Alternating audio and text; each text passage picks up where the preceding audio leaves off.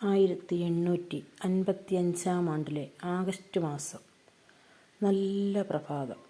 മലയാളികൾക്ക് സുപരിചിതമായ കൊലവർഷത്തിൻ്റെ കണക്കിൽ പറയുകയാണെങ്കിൽ 1031 പൊന്നിൻ ചിങ്ങമാസം.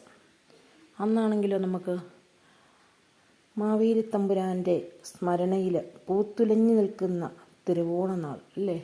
ഓണക്കളികളും ഓണപ്പുടവയും ഓണസദ്യയുമൊക്കെയായിട്ട് മലയാളിക്കരയാകെ ആഹ്ലാദത്തിൻ്റെ തിമർപ്പിലാണ്. അപ്പോൾ ചെമ്പഴന്തിയിലെ കൊയ്ത്ത് കഴിഞ്ഞ് കിടക്കുന്ന വയൽവാരത്തെ പാടനിലങ്ങളിൽ കുട്ടികൾ ആരവം മുഴക്കി പലതരം കളികളിൽ ഏർപ്പെട്ടിരിക്കുന്നത് കാണാം. മുതിർന്നവരിൽ ചിലർ മരക്കൊമ്പുകളിൽ കെട്ടിയിരിക്കുന്ന വലിയ ഊഞ്ഞാലുകളിൽ ഓണപ്പാട്ടും മൂളി ആടുന്നു. തുമ്പയും തുമ്പികളുമൊക്കെ നിറഞ്ഞ ചെമ്പഴന്തിയിലെ ഗ്രാമവഴികളിലാകെ വിരുന്നുകാർ വരികയും പോകുകയും ഒക്കെ ചെയ്തുകൊണ്ടിരുന്നു.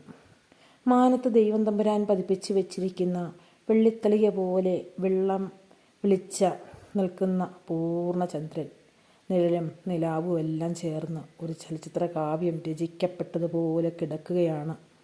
മണക്കൽ ക്ഷേത്രാങ്കണത്തിൽ നാട്ടുകാരൊക്കെ ഒത്തുകൂടി രാവേറെ ചെല്ലും വരെ കഥയും കളിയും കാര്യവും പങ്കുവച്ചിരിക്കുകയാണ്.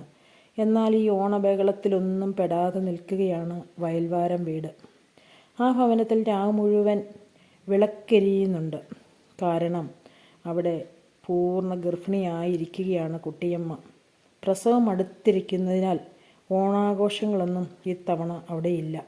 തിരുവോണം കഴിഞ്ഞു, അവിട്ടം കഴിഞ്ഞു, ഇനിയും ചതയന്നാൾ. ഒരു ദൈവീക കൽപ്പനയുടെ മഹാവിളംബരവുമായിട്ടാണ് വയൽവാരം വീട്ടിൽ താമസമാക്കിയിരിക്കുന്ന രാമൻ വൈദ്യരും കിഴക്കേ വിളയിൽ നിന്നെത്തിയ അനുജൻ കൃഷ്ണൻ വൈദ്യനും അന്ന് കൂടെ കൂടെ എന്തൊക്കെയോ പറയുകയും അവരുടെ ആ സൂതികാഗൃഹത്തിനെ ചുറ്റിപ്പറ്റി നിൽക്കുകയുമൊക്കെ ചെയ്യുന്നുണ്ട്. ചാണകം മെഴുകി മിനുസമാക്കിയ ഗൃഹത്തിലെ 3 മുറികളിലൊന്നിൽ പൂർണ്ണഗർഭിണിയായ കുട്ടിയമ്മയ്ക്കൊപ്പം പ്രസവ കാര്യങ്ങളിൽ സാമർഥ്യവും പരിചയമുള്ള പ്രായമായൊരു പതിച്ചിയുമുണ്ടായിരുന്നു. കൂടാതെ ഏതു സഹായത്തിനും തയ്യാറായ ബന്ധുക്കളും ഏതാനും സ്ത്രീകളും അവിടെ ഉണ്ടായിരുന്നു. ആ നേരത്ത് കൃഷ്ണൻ വൈദ്യൻ ആകാശത്ത് മിന്നിത്തിളങ്ങുന്ന നക്ഷത്രജാലങ്ങളെ നോക്കി മുറ്റത്തു നിന്നും സ്വയം ചില ജ്യോതിഷ ഗണിതങ്ങളൊക്കെ നടത്തി. അപ്പോൾ അടുത്തേക്ക് വന്ന മാടനാശാനെ കണ്ടിട്ട് വൈദ്യൻ പറഞ്ഞു, കുട്ടിക്ക് ജനിക്കുന്ന കടിഞ്ഞൂൺ സന്താനം ലോകക്ഷേമ തൽപരനായിരിക്കുമെന്ന് ഒരിക്കൽ ഞാൻ പറഞ്ഞത് ഓർക്കുകയായിരുന്നു.